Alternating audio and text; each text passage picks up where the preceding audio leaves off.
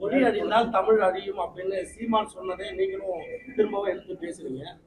இன்னமும் சீமான் அண்ணன் கூட பேச்சு போயிருங்க. இல்ல, மொழி அழிந்தால் இனம் அழியும் அப்படின்னு சொல்றது அண்ணன் சீமான் அவர்கள் சொல்லி இருக்கிறாங்க. அது ஒவ்வொருத்தரும் ஏற்றுக்கொள்ளப்பட வேண்டிய கருத்து. இந்த ஒரு சொல்லாடல் அவர் பல்வேறு விஷயங்களை சொல்லியிருக்கிறாரு. உண்மையிலே எனக்கு மொழி சார்ந்த இந்த புரிதலை ஏற்படுத்தினது அவர் தான்.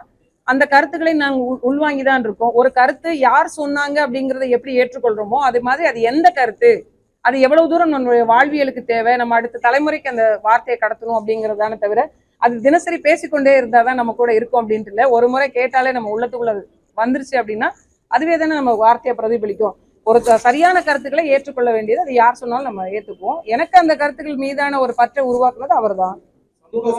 உங்களோட அரசியல் பயணம் எங்க இருக்கு? என்னோட அரசியல் பயணம் இன்னைக்கு மயிலாடுதுறை தமிழ் சங்கத்தோடு இருக்குது.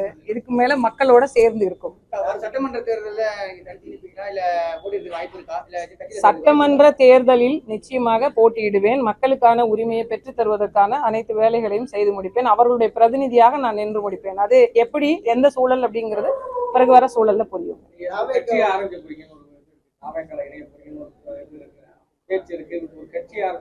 இப்ப எல்லாமே நீங்களே சொல்றீங்க என்னென்ன மாதிரியான விஷயங்கள் இருக்கு அப்படின்னு. இதுக்கான முடிவை ஒரு நாள் நான் சொல்லுவேன்.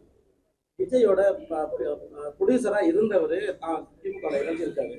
யாரு புரியல எனக்கு. விஜயோட ப்ரொடியூசரா இருந்தவரு திமுக இணைஞ்சிருக்காரு. சரி. ஆனா திமுக தாவேக்கால இப்போ ஒரு சில அரசியல் கட்சி கொண்டு ஜாயின் பண்ணாங்க. விஜயோட அரசியல் பயணம் எப்படி போகும், அதுல நீங்க பயணிக்க வாய்ப்பு இல்ல. அவரு அவங்க ப்ரொடியூசர் போய் இன்னொரு கட்சியில இணையறதுக்கும் இப்ப நீங்க சொல்றதுக்கும் எனக்கு என்ன சம்பந்தம் இருக்குன்னு புரியல. விஜய நம்பி ஒரு மிகப்பெரிய KS செங்கோட்டையன் வந்து அதிமுக வந்து தாவேக்கால இணைஞ்சிருக்காரு. ஆனா விஜய் கூடயே பயணிச்சவரு அவரை நம்பி இல்லாம திமுகவுல போய் சேர்றாரு. ஒவ்வொருத்தருக்கும் ஒரு கருத்தியல் இருக்குங்க. ஒவ்வொருத்தருக்கும் ஏற்கிற கோட்பாடுன்னு ஒண்ணு இருக்கும். அது அவங்கவங்க எடுக்கிற தனிப்பட்ட முடிவு.